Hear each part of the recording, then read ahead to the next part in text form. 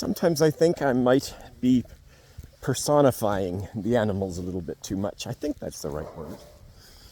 I'm projecting human feelings upon them, and therefore I give them not more credit, but I pay attention to what I perceive as their feelings more than is probably true. One example, somebody asked me why I'm still wearing my winter coat. And I said, well, because it's what the animals expect. They know me as this yellow jacket. And so when I come down, I'm familiar. If I'm not wearing it, it's a bright orange shirt, which may or may not be different, and potentially I have to start my relationship all over again with them. But in truth, I don't really have a good relationship with any of them. The chickens won't let me get near them. The cows are mad at me. And that's it. The cats don't mind. They like me. So the other reason is I really like to have long sleeves on when I'm dealing with hay.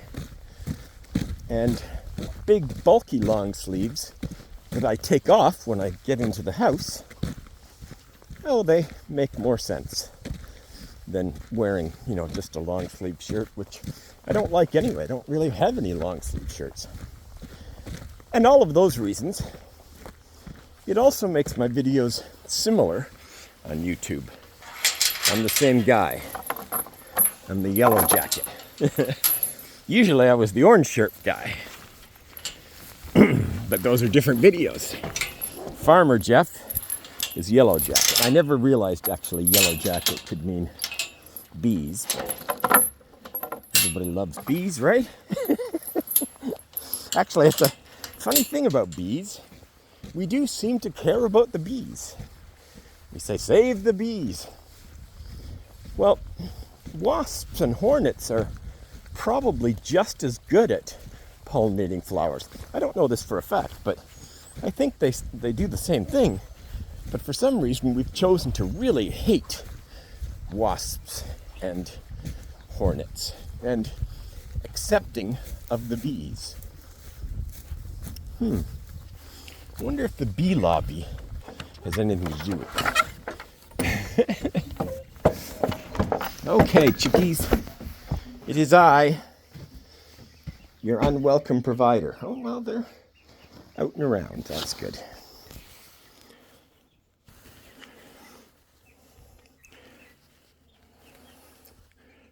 I'm not naming them yet, but I have been told they should grow into those huge hens that we have in the other room that I never remember the name of, so we call them the lavender hens. Got lots of water. Actually, you got lots of food too. I'm not going to interrupt you this morning. We'll see you again this afternoon. I have to come up with a name for the black one that isn't based on it being black. That seems to be the common thread. If you've got one black animal, it gets named something relevant to being black, and I don't want to do that. The other two hens that are black, I called Midnight and Coal, which are not inherently related to black people. They're just things that are black. But I'll come up with a new name that is fitting. Anyway, the cows have not noticed me, and they're not angry. They're out finding the real grass. Always good. And let's do a head count. 1, 2, 3, 4, 5, 6, 7. Maybe 8, but definitely 7. There's 8 and 9 way up there.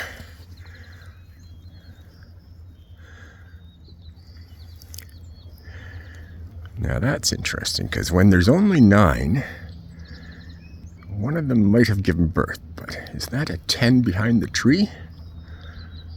I think it is. Yep. So that's 10 plus baby. No new births today. Oops, that's a hard to deal with that maximum zoom. Okay, so 1, 2, 3, 4, 5, 6, 7, 8, 9, 10. Yep.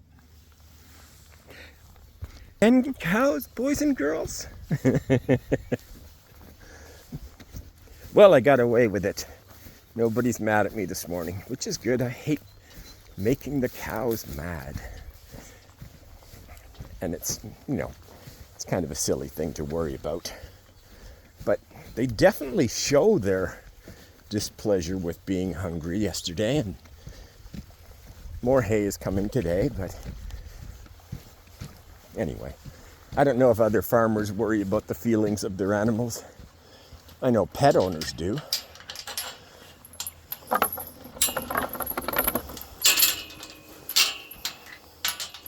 I mean, I'm not abusing them or anything, just trying to keep them happy in my yellow jacket so I get the credit. I said to Farmer Doug, if you're going to give them grain, let me do it.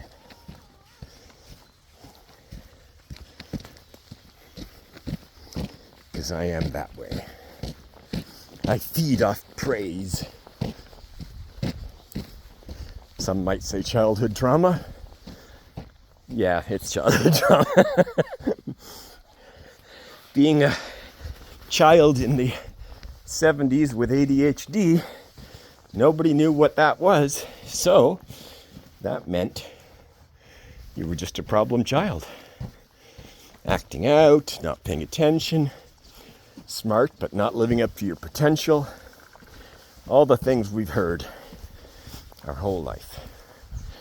And then both my parents kind of got dementia and never really learned about ADHD before leaving us. Oh well, not a downer. I'm actually enjoying the new resurgence of ADHD messages on TikTok and Facebook and Instagram. It's fun seeing other people go through what I or we went through. And it's also fun learning new things that are ADHD that we just thought were us. Sometimes that's great. That's amazing. Other times it's like, oh, I thought that was me. But it's still fun, either way. And the only sad part is that this flood of ADHD messages, they're the main part of my feeds. And I think to myself, I can't forward every one of those to my friends, but I'd really like them to understand more about why this is the way I am. And now more so than ever, because unmasking is the new thing. But I fear that people who have no interest in ADHD and have not yet discovered whether they have it or their friends have it, they don't get those feeds. They get the car ads and other such topics of which I am unaware. Sports topics maybe, I don't know. Things that I don't see in my feed. Which is too bad, because the people who most need to see these feeds are the people that don't know they have ADHD or have to deal with people that have ADHD. Can you imagine what a fascinating time it would be to discover your partner has a reason for doing all the things he or she does, or them? I think that would be so bizarre from their point of view. It's like, oh, well, now you see, it's not really just my fault. You've been yelling at me these years. Oh, sorry, not necessarily yelling, that's just my head. Anyhow, enough jabbering, let's go in. Coming in. Oh, still all pretty much non-mingling, I see. Yesterday must have been a fluke. The Helens are in a corner, and the other three hanging out, controlling the room, it would seem. Nobody has taken to my fresh... Oh, there's one. Is there two in there? Yeah.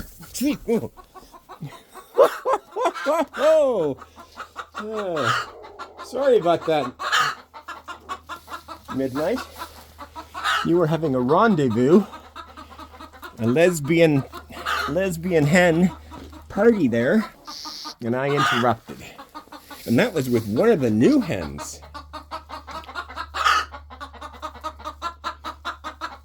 She's the most chatty too. So I don't see any eggs. But who knows, those hens might have consoled each other.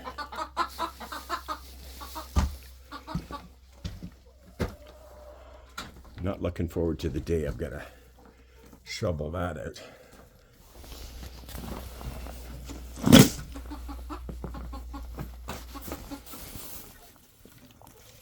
Okay, I'll fill that up later.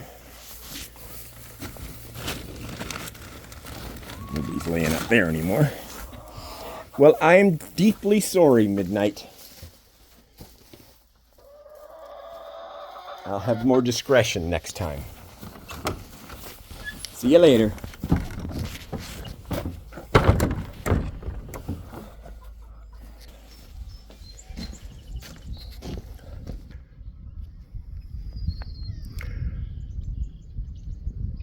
Ben. Hello, Ben.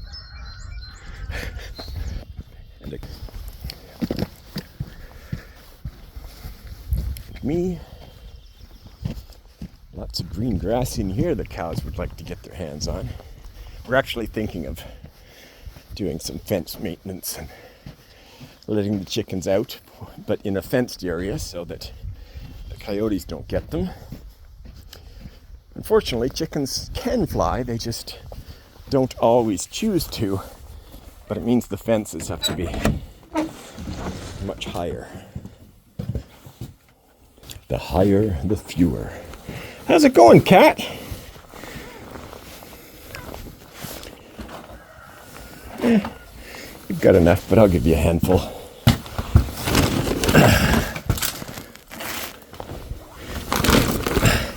Haven't seen any mice around, so that's good. Cats are doing do.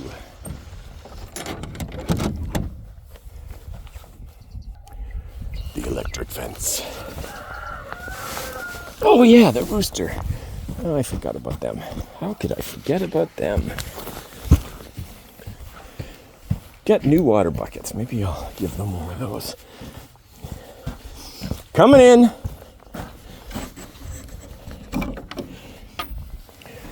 Hello. Hello, hello. Don't be afraid. I'm just here for the morning egg. These girls are consistent. I like that. Uh-oh. I said that thinking I saw an egg, but there's not an egg. Maybe there's one in here, but I don't think they can fit in here. They're big hens. Hello, ladies and gentlemen. Beautiful hens. So this is the breed that all those chicks are, except the black one, obviously. Or not obviously, no reason you would have. But you can't have a black lavender. Of course, it's hard to know because you buy chicks and, you know, they tell you what they are, but it's going to be another few months before we know. I doubt very much there's a return program for 3-month-old chickens. Oh, hello! Bounder of adventure. Let's see you bounce. Bounce. Sure, not now. You were doing it a second ago. Look at that slobber. Yuck.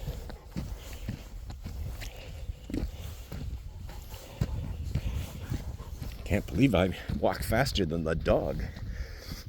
Anyway, that's my morning chore, my morning philosophy, my chat. Thanks for watching.